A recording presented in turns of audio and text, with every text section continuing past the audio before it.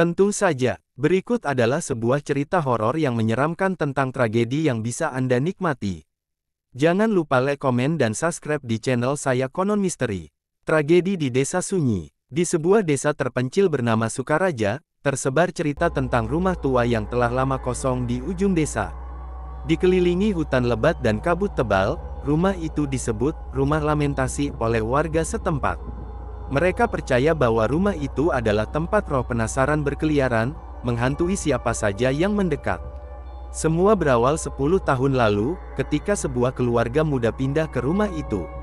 Keluarga itu terdiri atas Pak Damar, Bu Lisa, dan anak perempuan mereka, Adinda. Warga desa memperingatkan mereka agar tidak tinggal di sana, namun mereka mengabaikannya.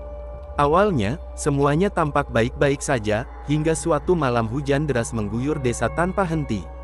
Adinda, yang berusia 7 tahun, menghilang secara misterius di tengah malam itu. Orang tuanya mencarinya dengan putus asa, hanya untuk menemukan mainan bonekanya tergeletak di ruang tamu, dengan tanda-tanda bekas cakaran di sekitarnya. Penduduk desa ikut mencari, tetapi Adinda tidak pernah ditemukan. Setelah kehilangan putrinya, keluarga itu menjadi semakin tertutup. Warga mendengar suara tangisan di malam hari, tetapi tidak pernah ada yang berani masuk untuk melihat. Hingga akhirnya, keluarga itu juga hilang tanpa jejak. Rumah itu pun dibiarkan kosong, menyisakan misteri yang mencekam. 5 tahun kemudian, sekelompok anak muda dari luar desa Lina, Dika, dan Ardi datang untuk membuktikan bahwa cerita itu hanyalah mitos. Mereka nekat menginap semalam di rumah lamentasi. Namun, mereka tidak pernah keluar hidup-hidup. Warga desa hanya menemukan kamera milik Lina yang tertinggal di pintu rumah. Ketika kamera itu diputar, tampak rekaman saat mereka bercanda di dalam rumah.